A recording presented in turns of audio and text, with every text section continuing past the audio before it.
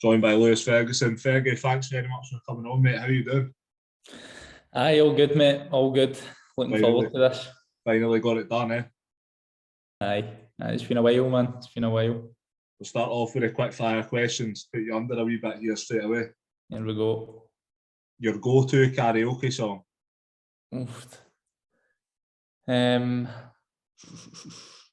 Sweet Caroline. I actually sang, see when I came here, I would usually, now like the average song is like Stand By Me. Mm-hmm. I've always like said, nah, like I'll not sing that, I'll do something different. And then the boys just flung it on me like the first night I was there. And I like, now you just kind of like, your mind goes blank, you've not even got a song. I just went for that, but it was actually quite easy because none of them understood a word that I was singing. They were all just laughing.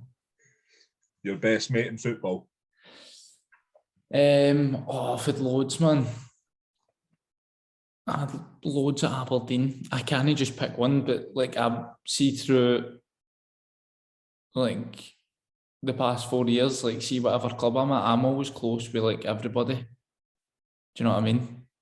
But at Aberdeen, I was good pals with like Bruce, Conor McLennan, Dean Campbell, but I was close with everybody, Ross McCrory, Matty Kennedy, and I'm kind of close with everybody. Fair dues.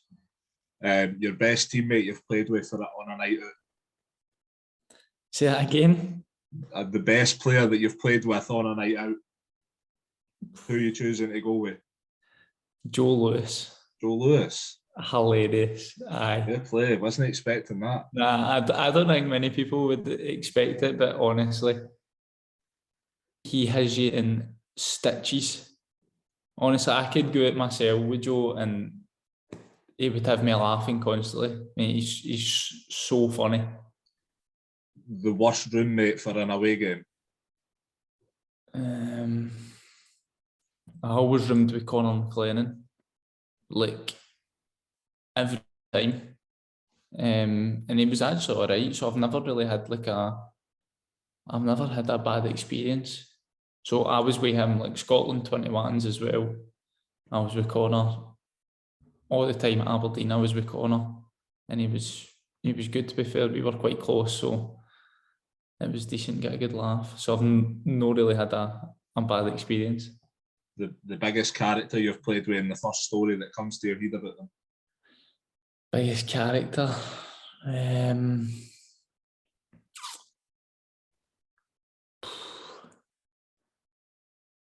trying to think of boys at Aberdeen. There was hundreds of characters like Bruni. When Bruni came, like he's one of your obvious choices, just because everybody kind of knows what he's like. Arnautovic here, he's some character. Medel, he's a proper character. He seems alike. He's mental, man. He's the kind of guy that would like see in training. He's 100%. He would fight with you in training, and then after it, he's the kind of guy that will just cuddle you and have a laugh. He's a legend, man. The best stadium you've played in? San Siro. Tony Mac to the San Siro in a year, eh? Madness, man. No bad. The best player you've played with and against? Best player I've played with, either Arnautovic. He's got everything. That's a so good shout, that. Strong, powerful, scores goals all the time. So either him or Andy Robertson, Scotland. He's won a lot, hasn't he? So don't really need to explain anything else. Hardest player I've played against. Recently, I've come up against some top players. Against Haaland when I was younger. He was different class. He's no just one bit. But that was when we were maybe Scotland under 19s.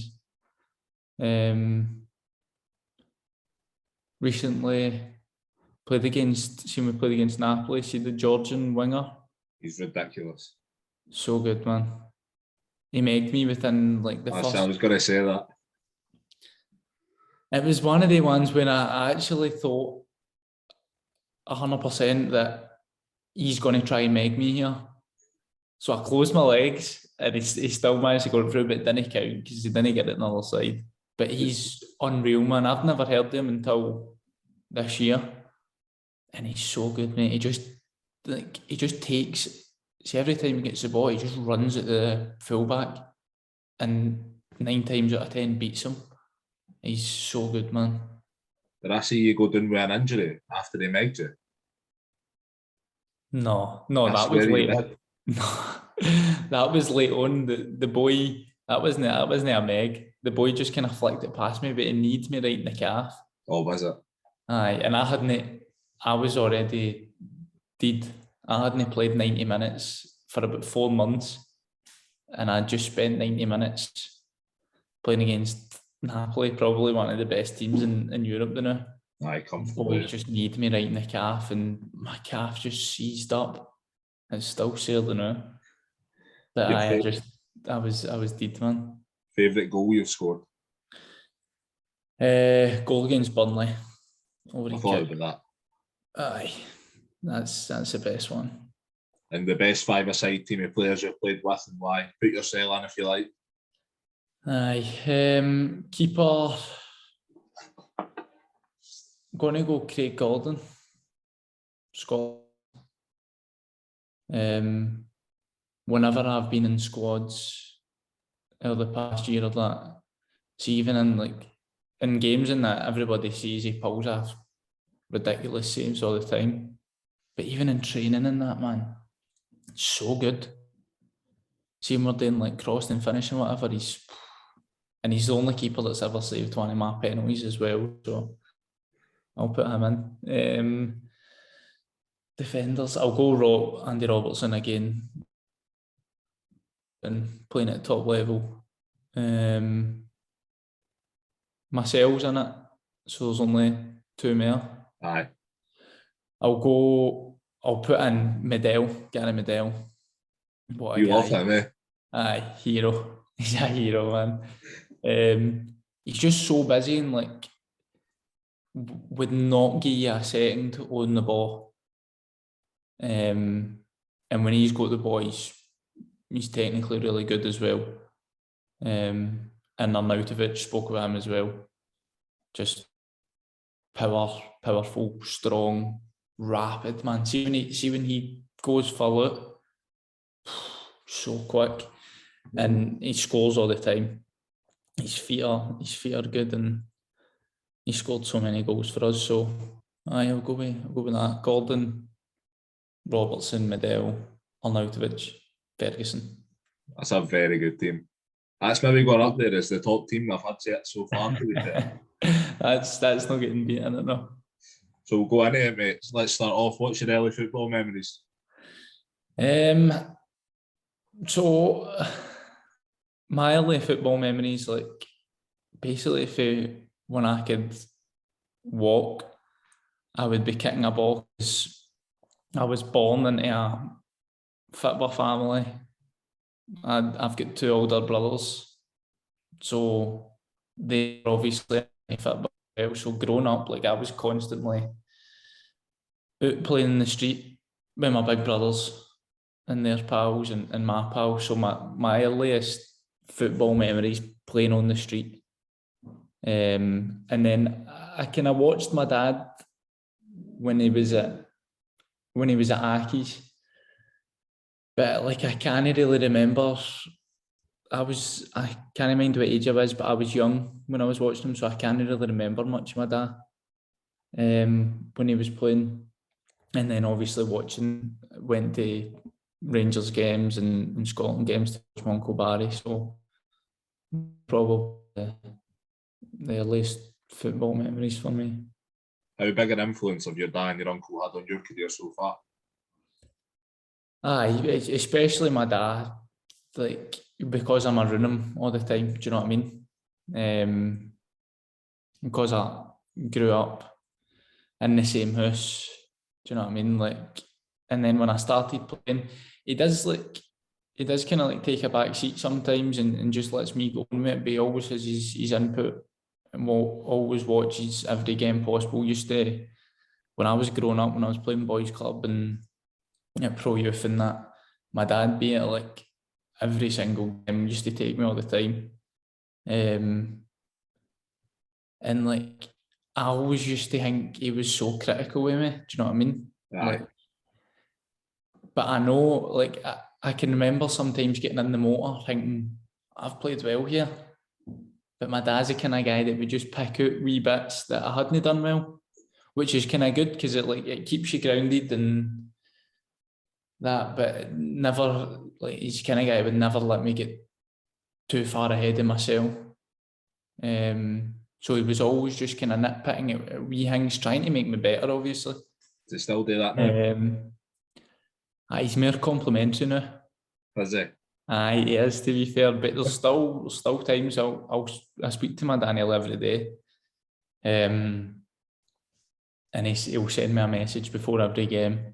Then after every game, I'll give him my phone and speak to him. And he'll tell me what he thinks, or we just kind of generally have a chat about the game. But he's a wee bit more relaxed and a wee bit more complimentary. But he's always kind of guy that's always keep me on my toes. And that, but nah, he's been perfect for me, like growing up and that. Like he used to, I see at the time, like my dad used to take me when I was young, used to take me out to the park after school and like do some runs, do some fast feet stuff, do some agility stuff, do some work with the ball. And like, see, sometimes at the time when I just finished, when my dad was like, right, grab your boots, man, we're going down. I was like, oh, for fuck's sake. I was knackered.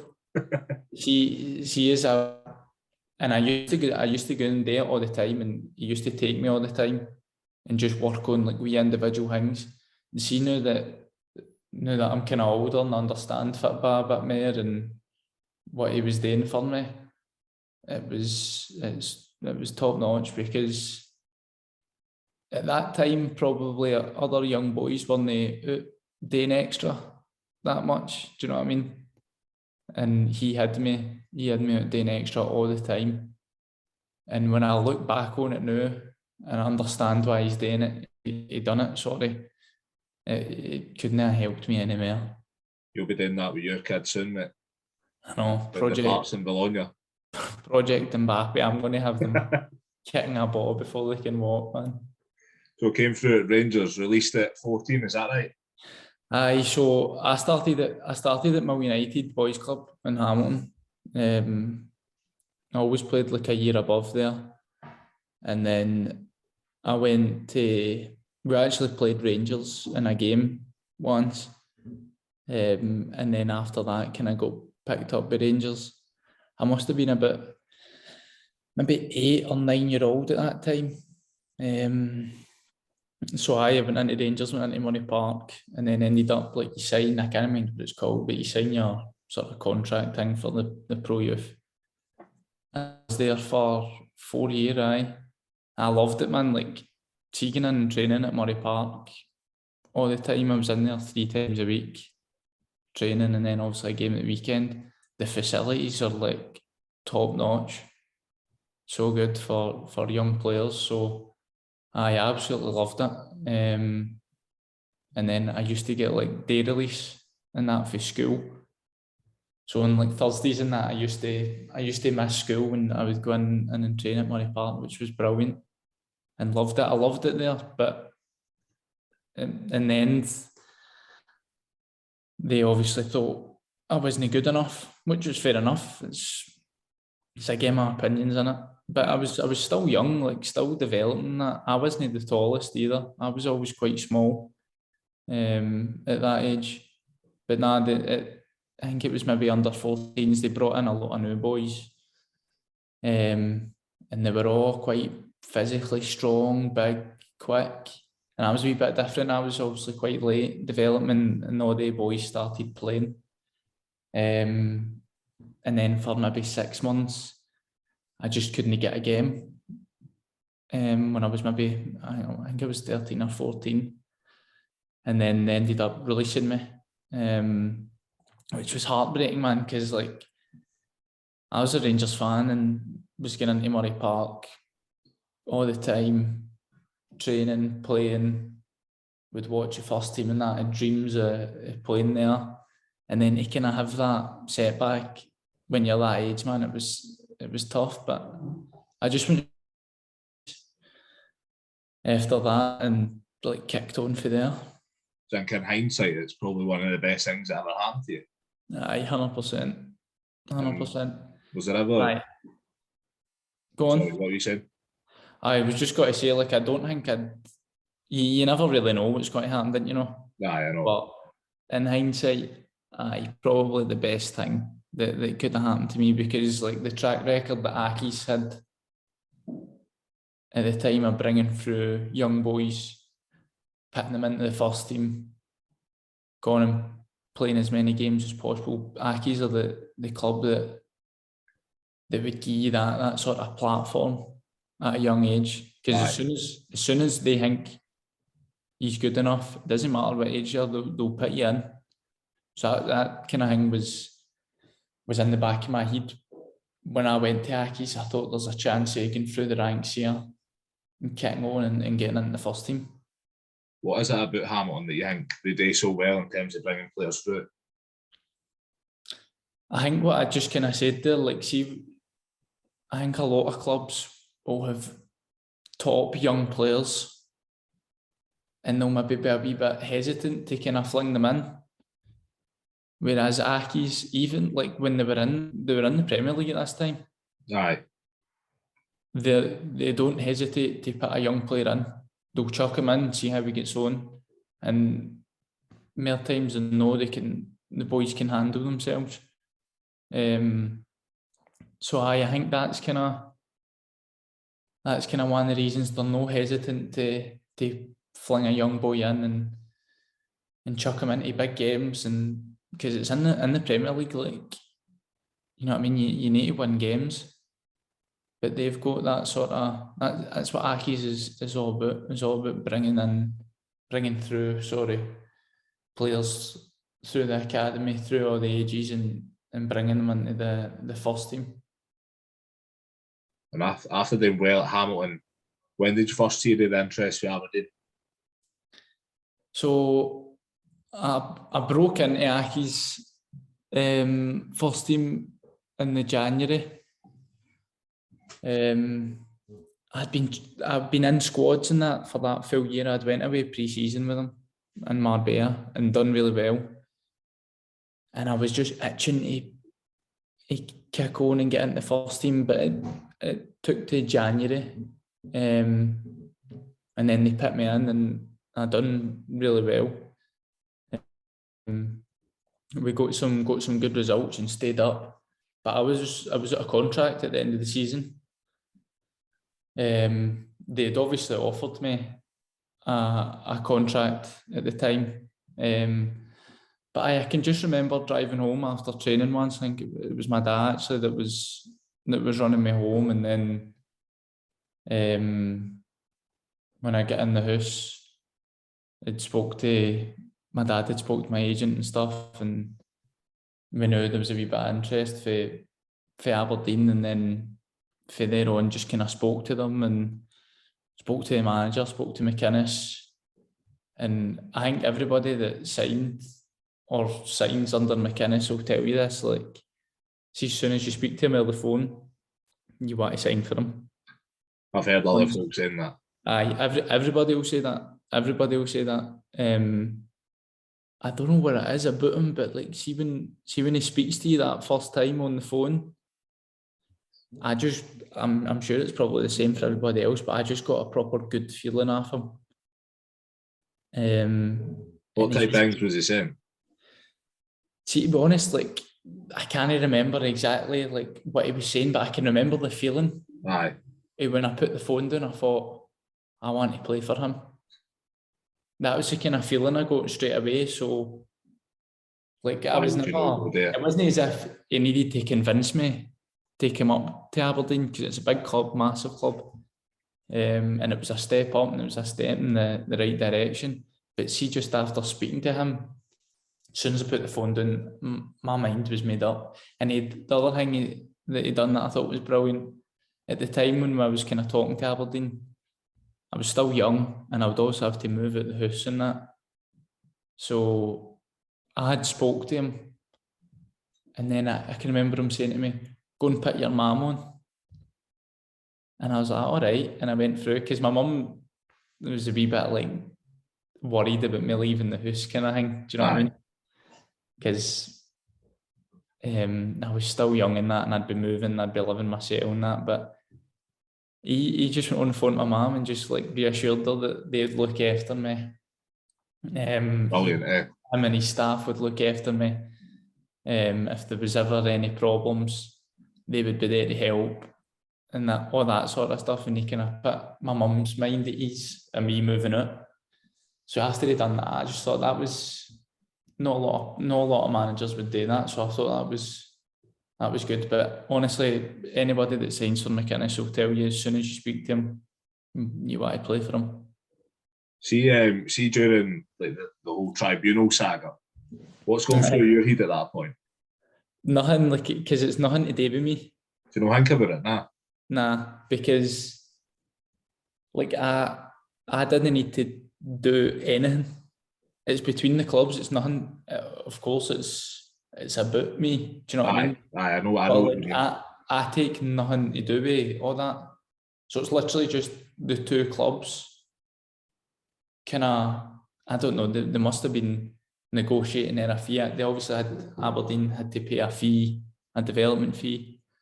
I think Accies were asking for a lot more than what Aberdeen were willing to pay.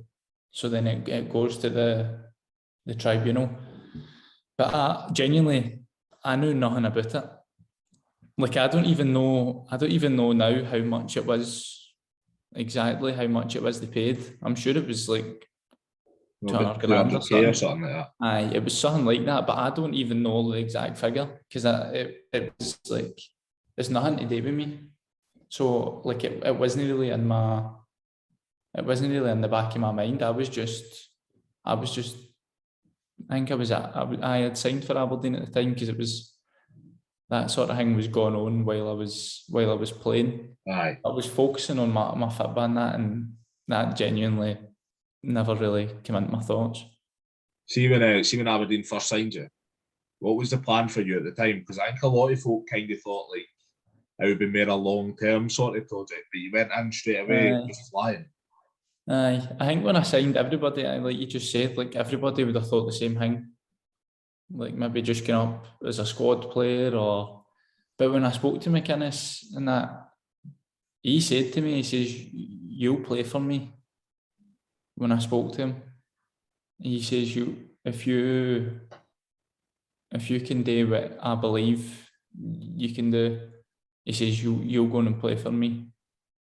I just had this belief that I was going to go in and do exactly what I'd done. Like I didn't have it planned out in my head, but I always kind of try and look in the future, but can I have a plan? Aye. Or see the kind of path that I'm going to take, and I kind of try to vision that path of going in straight away and playing. And I went in and I just worked as hard as I could in training and that. Tried to impress. We played a couple of pre-season friendlies and I done really well. And then just get chucked in for the Burnley game. I think was the first game of the season, the one at home. I went in there and played well. And I just kicked on for there. Right, I can't get you on. I'd be doing you a disservice, mate, if I didn't talk about your Burnley goal. Already touched on it. Talk me through that. That was real, man. Like, see when you're a wee guy and you're out in the park and you practice overhead kicks and that, I never once thought for a minute that I would try one in a game. Genuinely, like, never thought that. I never even thought I would be in the sort of position to try an overhead kick. Do you know what I mean? Aye. But it just happened like so quick. Like the ball, I think it was like the second phase for a corner. and Mackay Stephen puts it back in, and one of their players actually tries to clear it, his header, and kind of misjudges it a wee bit, and it just like it's fallen perfect for me to try it. And Big McKenna, he was stoning just like in front of me, because obviously I'm facing away from goal and he's screaming at me to set it, but it just happened so quick, and it was pure like instinct, and just went for it and I don't even see it hitting the back of the net, because you're on the ground, you don't see it. So I knew I'd hit it well, I knew I'd caught it, and then I just heard the fans were unbelievable that night. I just heard them erupt, man. It was amazing feeling, man. I think you done the same on a horrible Tuesday night at Pittodrie against Livingston, just to stick it up me, man. It was a worst bus journey home ever, man. that wasn't quite as spectacular as the Burnley one, but that was a winner, wasn't it? You try to remind me again? No, but it was a late winner. Aye, it was a late winner. Did we win 3-2? I think it was 3-2, aye. Aye, or something like that. So that was like a big goal as well. And that just it was a bit of a scramble when the ball came in the box, and it just bounced up, because the Burnley goal was fresh on my head. I thought I better go for this again. No getting in until about 1 a.m, and it makes it 10 times worse because it was you that scored it. But you spoke a wee bit about McInnes. How good is he to play under day to day? Yeah, he's good, man. Like, obviously I can only speak personally, but I loved working under him. Like, it was so good for me, just the kind of guy that gave us confidence. I knew that he trusted me. I knew that he backed me, because he played me in every game possible. Never ever took me off. Like, just the kind of guy that I knew he trusted me to go out and do a job. And when you get that feeling off a manager, you want to give something back to them. Do you know what I mean? Aye. So I just loved working under him, and his staff as well. His staff were brilliant. Doc, Barry Robson, Paul Sheeran, they were all brilliant as well. But nah, it was so good for me. Just gave me the sort of confidence and belief that he wanted the best for me. Like, I can remember after my first season, we come back, and we were just training. I think it was just pre-season, and like, he pulled me into the office one day, quite unexpected, like, because when you get pulled in the office, you're kind of thinking you've done something wrong. But he pulled me in, and he just asked me, like, he asked me, he says, "How do you think you're doing in training?" And I was doing all right. Like, I thought, I'm doing all right here, aye. So I just said, I think I'm doing all right. Like, I was kind of thinking, what's he getting at here? And he was like, no, he says, no, you are. He says, you're training. He says, you're doing well. He says, but I want you to be the best every day. And he was like, every day in training, go into it and try and be the best player in training every single day. He says, you're doing well. He says, there's no problems. He says, but go and be the best. And that kind of wee thing sticks with you, and you think, all right. And then, like, the next couple of weeks, you're at it every day in training, kind of thing. But nah, it was so good for me, man. I can see whenever you talk about him, I can see you getting buzzing about it. Yeah, he's a legend, man. I still talk to him, like, every now and then. He texts me the other day, just to say he'd watched their game and stuff. So I know, loved working under him, and I wish him obviously all the best. On the flip side of that, what's the worst that you've ever seen him lose it? He lost it a couple of times. Do you know one? It was early on. It was your first. I think it was my first league game for Aberdeen. We played Rangers at Pittodrie. drew one each. And I think at half time we were 1-0 down, but I think Morelos had been sent off, and we weren't quite at it for some reason. I think just because we were off the back of I think it was the Burnley game. Aye. We were just off the back of that on the Thursday night, played Rangers on the Sunday, so it was a difficult game, but we weren't quite at it, and at half time he lost it. And we went in the second half and we were good. In the first half we were, for what I can remember, we weren't quite at it, and Rangers were better than us and they were down to 10 men, but he went through the team at half time and he definitely got a reaction. Want to speak to you about that goal against Rangers there. You moved that one quite nicely. It's a great celebration, the one at Hampton. Aye. That. Nah, that was good, man. We'd started the season quite well, obviously go into that semi-final. And it was a big game for me because it was my first ever like sort of high profile big game. Aye, I'd played the Burnley games and that, but it's qualifiers. But this was a proper big game, first game at Hampden. And it was also against Rangers as well. So it was a massive game, and I had all my family there. My brothers there who are Rangers supporters. All my mates were in the Rangers end. Kind of thing. So there's a wee bit of banter beforehand, going back and forth and that. But no, that was special, man. Like, just because of the occasion, and it was my first ever proper big game. And to get the winner was unbelievable, man. It was some feeling. Is there ever a wee bit of regret that you didn't win a trophy or that when you were at Aberdeen? Because I think like that's what they're craving, eh? Aye, 100%. Like I had said when I first went up to Aberdeen that I wanted to win a trophy, whether that was Scottish Cup, League Cup, whatever. That's what I wanted to go and do, and unfortunately it never quite panned out that way. But we always, apart from like the last year, we would always get to semi-finals, always get to finals, always have a good cup run, but we would just fall short. Like that year when, like, I can't mind who we had in the quarters, but anyway, our run was obviously quite difficult. We get Rangers in the semi-final. We managed to beat them, and then you come up against Celtic.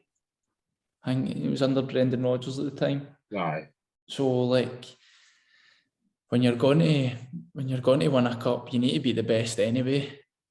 But when you get drawn against Rangers in the semi, you manage to beat them. You come up against Celtic, it's difficult, man. But we ran them close. We were good that night. But unfortunately, just fell short. Lost 1-0, and it's heartbreaking, man. Like, because you're so close. And like before the game, like the build up to the game and that, like I could only imagine us winning it. Aye.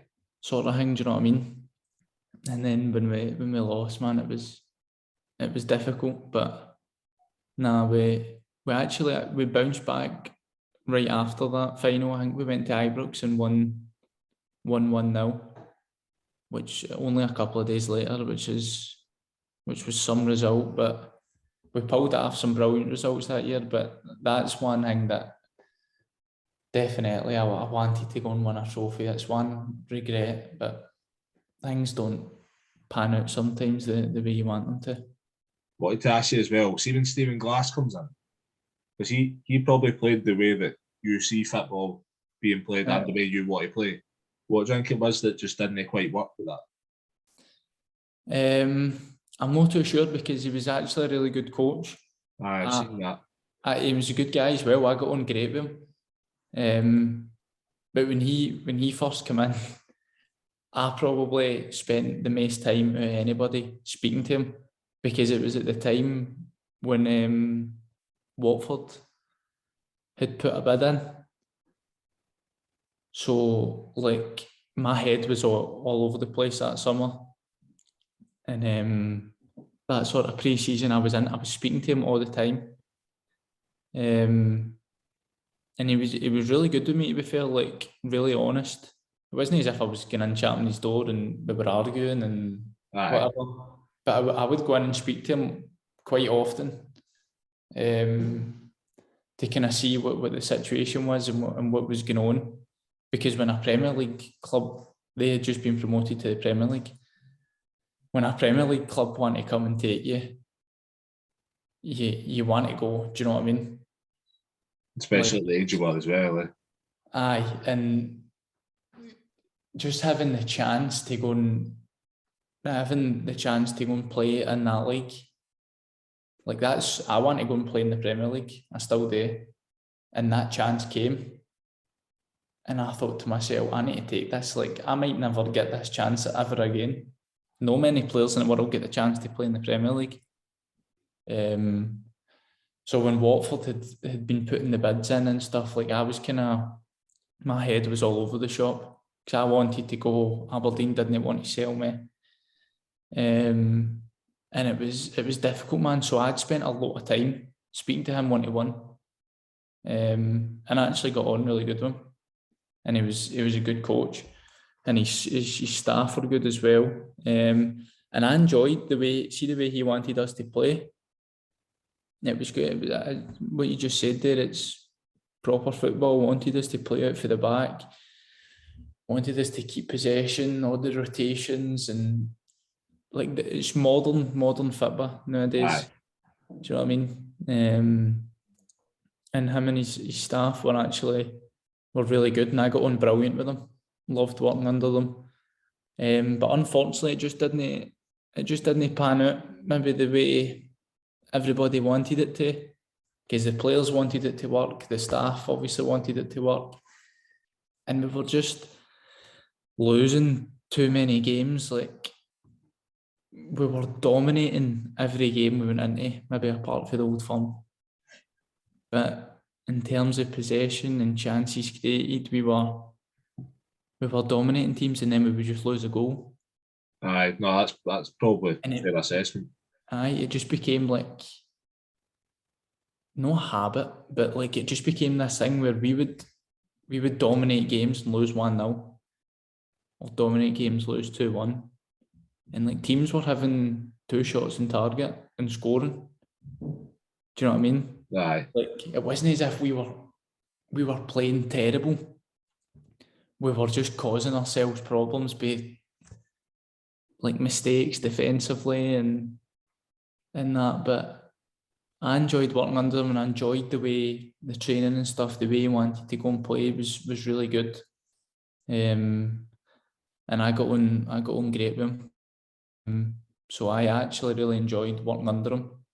And it was sad, obviously, for him to lose his job, because everybody wanted him to succeed. We all wanted to succeed. So it was a sad time, and I think it was a hard decision for the club. You've spoken about it there, the transfer request. I think at the time a lot of folk are kind of thinking as soon as you hand that in, sort of like no turning back. But Aye. You probably went and done the complete opposite of that. Eh? Probably went and had the best season you'd had individually anyway. So, like, when obviously just touched on it there, like when that was going on, my head was a mess. Like, I was all over the shop, because when that opportunity's put in front of you to go and play in the biggest league in the world against the best players in the world, like, and it's not really in your control. Aye. It's hard. Like, it's hard to take. And for maybe, I think it maybe went on for like maybe 2 months or something. Like, I genuinely couldn't sleep in that at night. Because just that opportunity's there, that a club in the Premier League paying Premier League wages, like, that's right in front of you. It's like, it's just getting dangled in front of you, and you're not in control of being able to go and take that opportunity. So, like, I thought at the time, and I'll say it, I don't regret handing in that transfer request. because that's genuinely how I felt at the time. Like, it wasn't as if I never felt like leaving, but I just thought, oh, fuck it, I'll do it anyway. Like, I genuinely felt like it was my time to move on. Aye. And I think everybody would have been like, no, that's fair enough. That opportunity's there in front of him to go and play on the biggest stage in football. So I don't regret that, because it's genuinely how I felt at the time. I wanted to leave. But then once they kind of get rejected, and then the bids get rejected, and then the window closes, then like one or two ways, don't you? You could, but see, as soon as the window closed, like my mind was just kind of cleared. Do you know what I mean? Aye. Because when the window's still open, anything can still happen. So my mind was still gone, like couldn't sleep at night and all that, thinking about it. I was just pure in a daze. But then see, as soon as the window closed, I was still training at the time when all that was going on. I was training good, working hard. I would never know kind of guy to change. But as soon as the window closed, I just kind of cleared my head, and I thought, right, got to go for it this season. Aye. Got to get my head down, got to work as hard as possible. And because the only way I was ever going to get an opportunity like that again is by playing well. Do you know what I mean? Like, if I just chucked the toys at the pram, just be shitting yourself. I thought, fuck this, they're not letting me leave. Like, that'd been no use to anybody. Aye. And it'd been no use to me especially at all. You. Aye. So I just wanted to do well, wanted to kick on, just keep improving. Managed to do that and scored quite a lot of goals that season. And I think the fans, like, at the start, you know what it's like. Fans are obviously not happy that I'd put in the transfer request and stuff, which is fair enough. Fans are never happy when somebody wants to leave their club, because it's their club, they support them, they love them. That's fair enough. But after maybe like a couple of months or a month or two, I think once they knew anyway what type of guy I was, but once they seen it wasn't as if I was just chucking it. Like, I was giving it everything. That's what I was going to say. Every training session, every game, and that, I was giving it everything. I think once fans seen that, they kind of they see that I'm giving everything for them as well. Like, it was all right after that. There was never any hard feelings, and we just go back to the way it usually was. How do you look back in your time at Aberdeen? What's your favourite memories of your time there? I loved it, man. I loved it. Massive club. I don't think people realise until they go there how big a club it is. You know what I mean? Because it's just that one club in the city. Do you know what I mean? So when you're out in the city, so Aberdeen fans, and you bump into it in the street, and I had obviously scored a couple of important goals, and just seen how much it meant to some of the fans. I can remember I think it was after the semi-final goal, Lisa, this kind of PA girl, come in and says there's somebody that wants to come in and see you. They've just had a wee baby. They've called it Lewis. And I was like, what? And it was an Aberdeen fan, and like, I had just scored the goal, and obviously somebody said a wee boy no long after it, and they've ended up naming it Lewis. And I thought, that's brilliant, man. Like, it just madness, eh? Aye, like, football means so much to people, doesn't it? It's everything to people. And Aberdeen's a massive club, and I loved it. Like, see, when I left in the summer there, although it was my time to go anyway, I was ready to leave. They were ready for me to leave. Like, my time was up at Aberdeen. And I obviously wanted to go and kick on and move on. But there was still that wee element of like, I was a bit gutted. Do you know what I mean? like I was buzzing to be moving to Italy, Serie A, and that. But at the same time, like I'd made so many good pals and good memories there, and there was that wee element in me that was kind of like gutted to be leaving, but I was buzzing to be moving on to a big league, and a good club as well. And on to Bologna now. I see the suntan still got a bit of work to do. Aye, the sun actually, the sun's still shining now. The weather now is still good, but like the Italian boys, for some reason, it's in the summer. It was like it was roasting, right? It was so hot, too hot. And then kind of over the past month or two, the temperatures dropped, right? But the temperatures is dropping to like 20 degrees. Still you know what I mean? So it's still roasting for me. So I would still turn up to training, shorts, t-shirt, flip-flops. And some of the boys are like, you don't feel the cold, no? And in my head, I'm like, this isn't cold to me. Like I've been living in Aberdeen for 4 years. It is freezing, it's windy, always wrapped up. But no, the weather's still good now. I still cut about in my shorts and t-shirt, but I think over the next few weeks it'll get colder. So I'm going to buy a jacket. Get wee Medell up to Aberdeen, then he'll see cold. Oh, I can imagine him up there, man. So obviously you had that interest for Watford last season. Aye. See this season, did you always kind of have a preference to go to Europe rather than England? Aye, once I kind of weighed up my options and looked at my options, aye.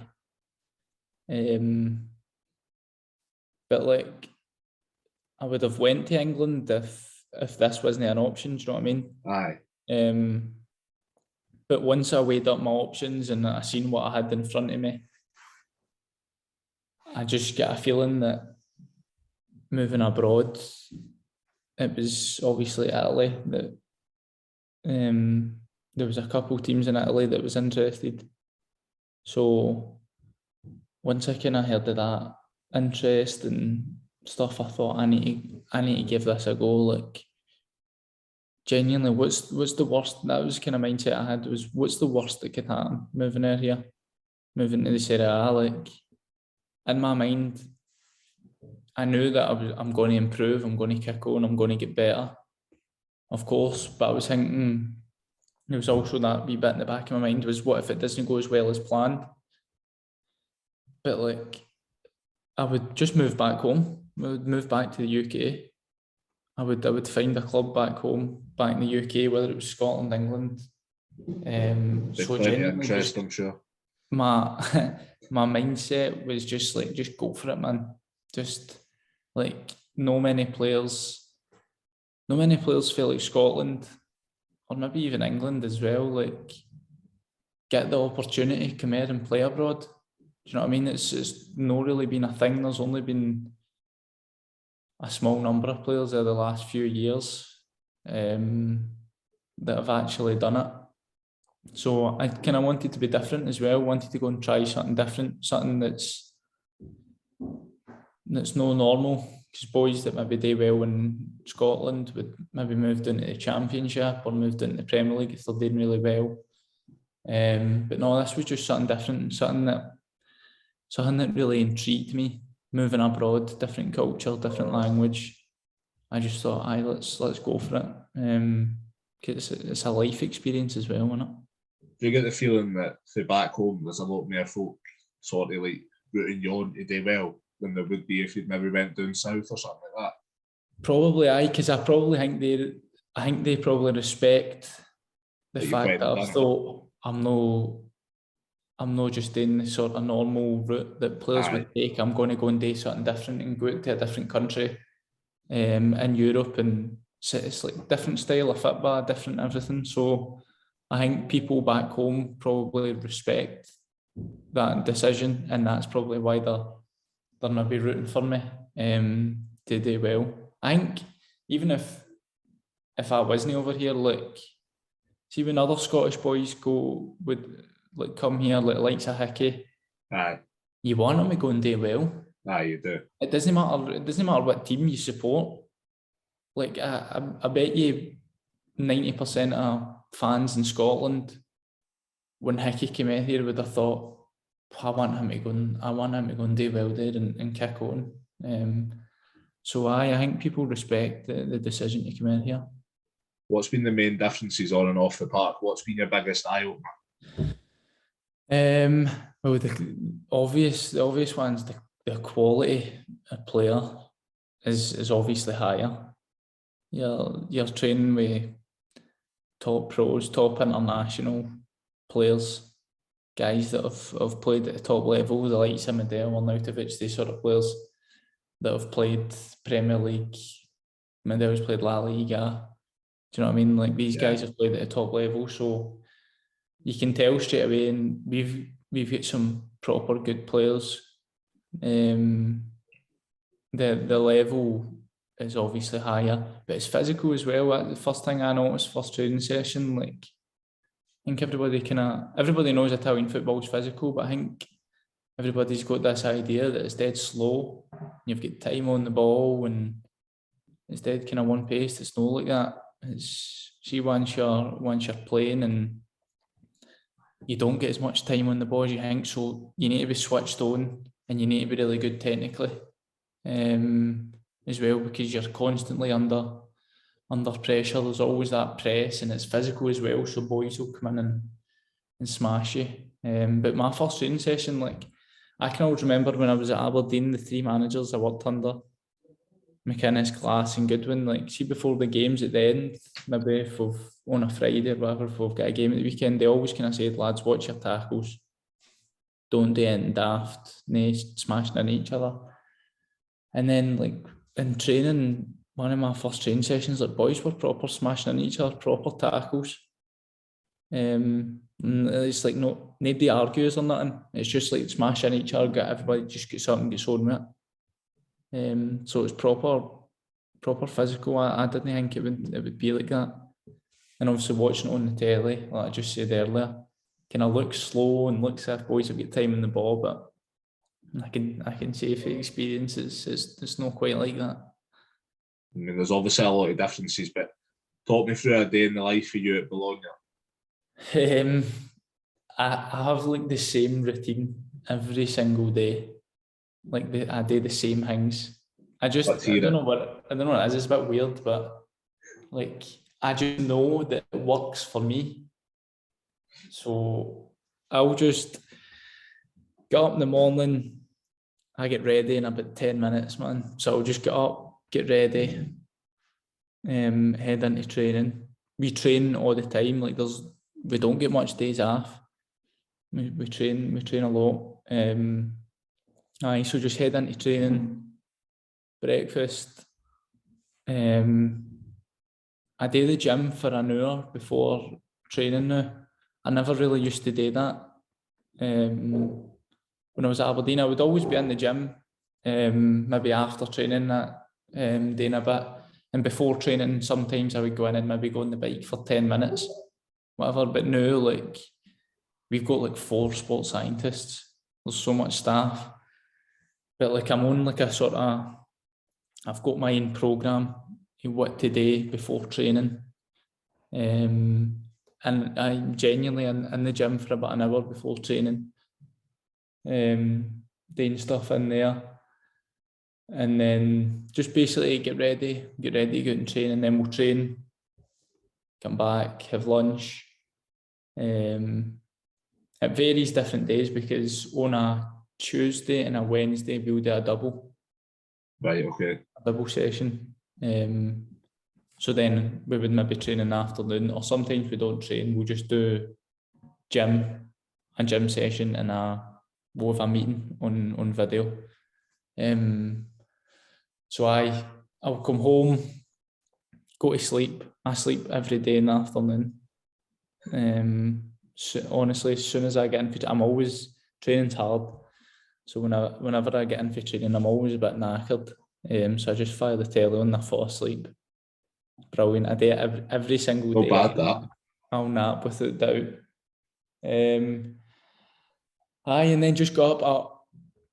This is weird, right? I bet you nobody else does this, but I don't buy a weekly shop.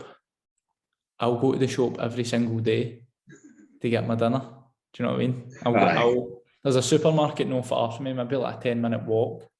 And I like to go out and walk because the weather's good and it's nice. So I like to go out and have a wee walk about. So maybe once I wake up, I'll go out a walk. And then I'll jump into the supermarket on the way home. Grab my dinner and make dinner. And then there's football and all the time, isn't there? So I'll sit and watch any game, whatever game's on the telly, I'll sit and watch it. And then I jump on the PlayStation with my pals for an hour or two, and then bed. It's so simple, but it just works for me.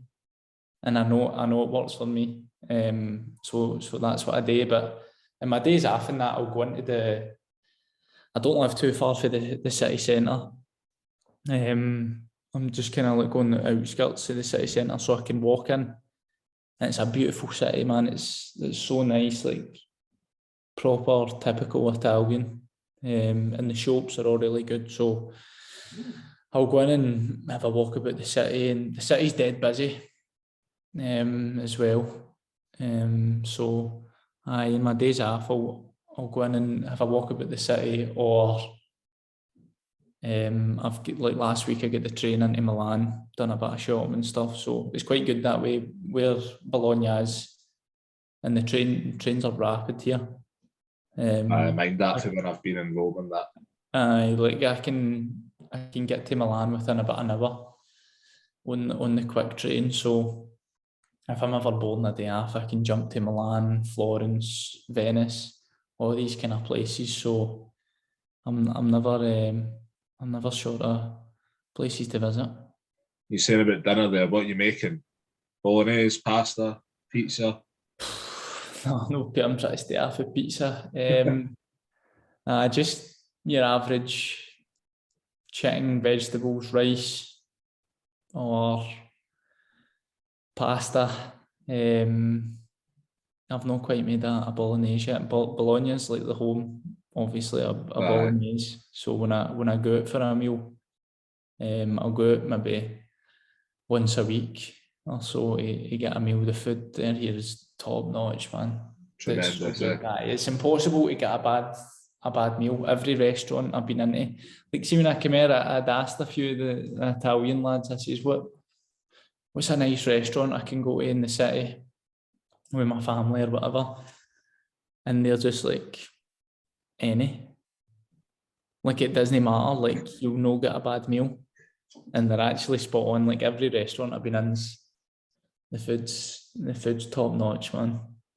But when I'm making myself something, it's just your average chicken, pasta, rice, veg. I was expecting a very exciting answer than that, man. I know, but like, I just stick to it because it's simple, it's easy to make, and it's what I need. Aye, job done. Aye. How are you getting on with the language? Aye, all right. I'm doing 2 lessons a week with a teacher. So there's 5 of us, and there's 5 of us in the team that don't speak Italian. So a teacher comes in every Tuesday and Friday, and we do lessons. And get homework and all that today. It's mad, but we actually get a good laugh. Like, it feels as if I'm back at school, man. Like, sitting with the boys, listening to the teacher, and we have a laugh, and that is good. It's a good laugh, but I'm learning, I'm getting there. Hopefully, it's going to take time, obviously, but hopefully within time I'll be able to communicate properly with people.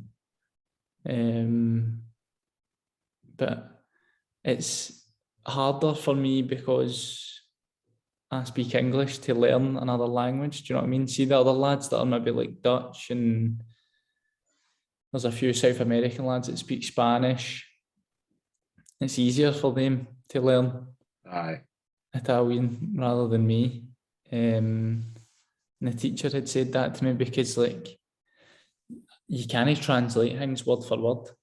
Yeah. It'll not make sense. They speak different to us. Like sometimes when we get our schedule and whenever the guy texts us, whatever he's texting in Italian, so sometimes I have to translate it, but you can't translate some things word for word. I know what you mean. It won't make sense. And like just they have like 7 different words for like we would have one word for it. Like English is such a simple language compared to other ones.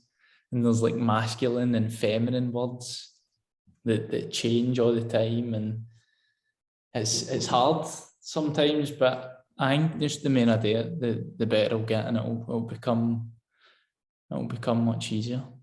What's the biggest differences you've seen between like a dressing room in Italy and Scotland?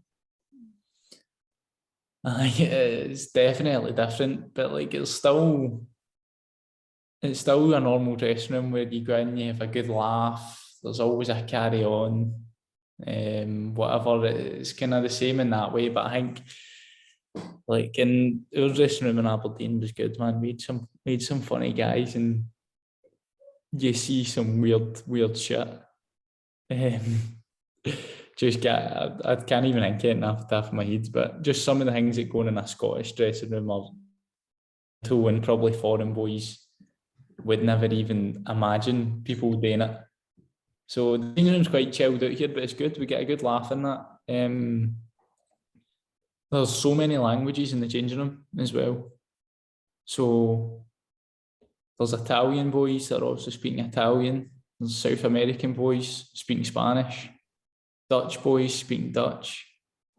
There's German gets spoke, and then English gets spoke. You would have never seen it like that before, eh? So it's a bit surreal at times. Like I'm just kind of sitting there, like, what's going on? Because there's so many different languages getting spoken. It's weird sometimes, but nah, it's quite good. And boys are boys, man. Everybody has a carry on and has a laugh, so it's good, man. It's obviously worked out well for you now, but I mean, you first go over, manager gets sacked after 5-6 games. You're definitely thinking, "Fuck me, what am I doing here?" It was the first month was difficult, man. Like, not many people see that. People probably just see that I've kind of started playing now and scoring goals and that. Aye. So the first month was difficult. Like, I loved it. Still, like, it was still good. Still training hard. Loved training, but just see when you don't play at the weekend, it's difficult. And obviously, I was suspended for the first 2 league games, which kind of held me back a wee bit. And also the first cup game, I couldn't play in because of my visa. So, like, I missed the first 3 games of the season. So that sets you back a couple of weeks. Aye. And then the results weren't great. And I can understand the manager, obviously, when the results aren't great and the manager's needing to get a result, he's going to stick with the players that he knows and he trusts. Aye. And maybe somebody that's not just in the door. So can I kind of understand that, but I wanted to play, do you know what I mean? I wanted to go and play. And then obviously the change of manager, Mortis came in and been really good to me, played me, started me, put his trust in me, so he's been really good to me. You said about obviously Napoli away and San Siro playing against some big players. Where do you sit on swapping shirts? You started collecting any? No, see, to be honest, I've no, like, and it's because I don't think it at the time. Though actually, the only player I've swapped with has been Liam Henderson. Oh, really? When we played Empoli, I seen him in the tunnel after the game, and we swapped tops and that, and we had a good chat for a wee bit, just about life out here and stuff. He's a top guy, but it's never in my head, like at the end of a game, to think I should go and get his top. Sometimes I probably should, like, see when I'm playing against Milan and Napoli, it's something that you could get and maybe look back on one day, but I just forget. It's never in my mind to go and ask somebody. Does it happen a lot in league games, or is it a bit frowned upon? No, quite a lot of the boys do it, but I think a lot of boys know other boys and teams and kind of stuff like that. Do you know what I mean? So like after every game, somebody would have swapped a top, maybe some. But maybe in the future I'll start asking and get a nice collection, because some of the players and clubs that are playing in this league, the tops would be a good thing to get, but it's just something that's never in my mind. I quite like to keep my own one as well. Yeah. Aye.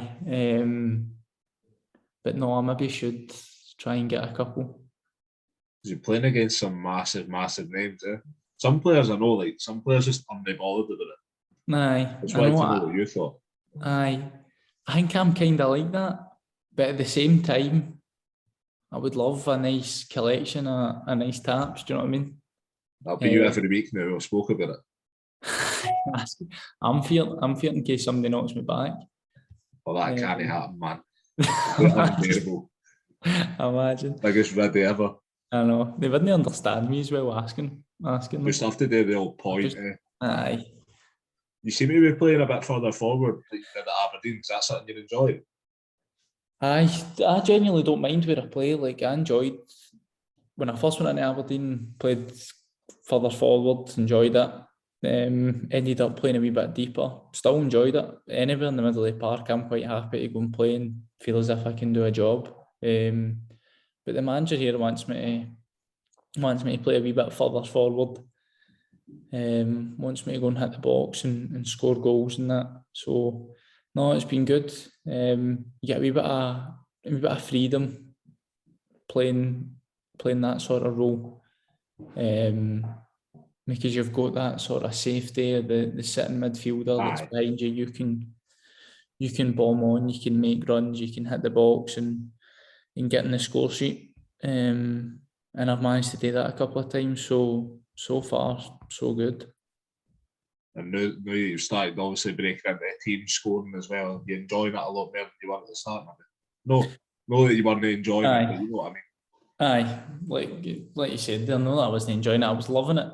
Aye. At the start, it's just difficult when you don't play. But I think when you play, you settle in better as well with your teammates and with the staff and all that. So I'm really, really enjoying it at the minute. And when you're playing every game, that sort of helps you settle in.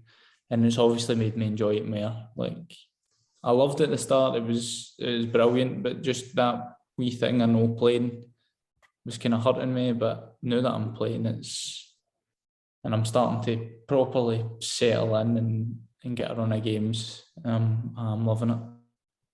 And on to the national team. Talk me through the first time that Steve Clark's phoned you, call you up. So the first time he actually spoke to me was before the Euros. So that season I'd done well. And before like squads are announced, they send out forms. It's like a checking if you're fit kind of thing. Aye. And they'll maybe send it out to, I don't know, 30 players or something. And there's a squad of 24 or 22. So I can mind Aberdeen saying that I'd got that before the Euros, but I knew myself I wasn't going to go. Do you know what I mean? Just came because in my head I could see I knew he had that squad that got him there, and midfield was good, was strong. So I knew myself I wasn't going to go. But that was the first time I had spoke to him. He had phoned me and just says, "Look, you're obviously not in the Euro squad." He says, "But you're on the sort of standby list. So if anybody gets injured, any midfielder, and we need you, we'll call you up," kind of thing. So he said that. He says, "Just keep yourself fit." They sent me a programme to do. Sent me the GPS to make sure I was doing the work every day and that. So done that for a couple of weeks in the summer while the Euros was going on. And then it wasn't long after that I get called up for my first squad.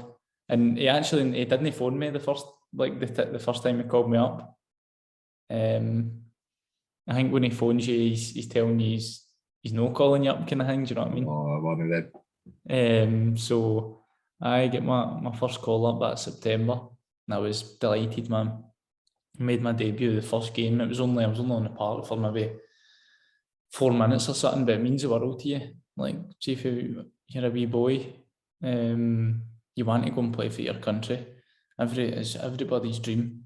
So to be able to say that I've done that is amazing, man. But like, I'll no be content until I keep playing there. Do you know what I mean?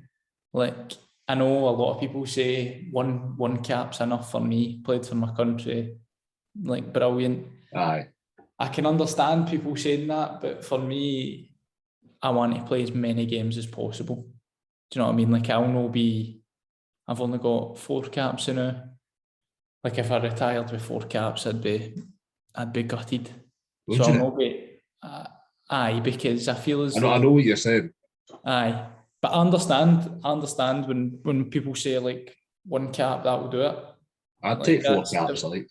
I think every guy in Scotland would quite clearly take a cap, but no, I want to go and get as many as possible. No, I know what you're saying. I know what you mean. See, what's your goals long term for Scotland then? Like you say, then obviously play as much as possible. Got to be to get to our tournament. Aye, 100%. I want to play as much as possible. Want to get as many caps as I possibly can. But that going to a major tournaments, it'll be one of the biggest things in your career, isn't it? So we've got a proper good squad, Scotland, and some good young players as well, kind of coming through, kind of starting to break in as well. So the future's bright. The future looks good, but that's the main goal is to go and try and get to a Euros or a World Cup or whatever, because that would just be unbelievable. Who's the big characters in the Scotland camp? Who's the ones you would tend to go a bit with as well? The boys, when I first went in, obviously I knew Turnbull. I'm good mates with him. I've been for years, so I'm quite close with him. Billy Gilmore, quite close with him as well. Got on great with him. Been with him for the 21s and stuff. Knew him for years, so we're always quite close. Big characters, obviously. McGinn, funny guy, man. Like, he's just a big Wayne, but he's hilarious. He's a funny guy. Has you laughing all the time. And some of the stories and that he tells are brilliant. So he's probably the biggest character, the loudest, and probably one of our best players. Always pops up with big moments. So he's definitely the biggest character. Was it part of your plan when going to Bologna that if you go there, do well in Serie A, get in the Scotland team and kick on for there, basically? Aye, well, I think playing in the Serie A gives you more an opportunity to play with Scotland than it does playing in the Premier League in Scotland. And I knew, or I know, that I'm going to improve coming out here. I'm going to be training with top players every day. Going to be playing against the best in the world. Some big stadiums, some big stages, big crowds. So I know that I can improve, and I think I made the move to improve, to become a better player, which enhances my chances of playing for Scotland. The midfielding is so strong. Like, we've got top players playing at a top level. But I obviously want to go and play as well. So to get to that, I need to improve. I need to become better. I need to reach those levels. So I made the move first and foremost to become a better football player, to improve everything. I want to be the best I can possibly be, and by improving, like I just says, gives me a better chance of playing for my country, which I'd love to do. Fergie, been a pleasure, mate. Buzzing to see you doing well. Thanks very much for coming on. Some man. Cheers. Loved it.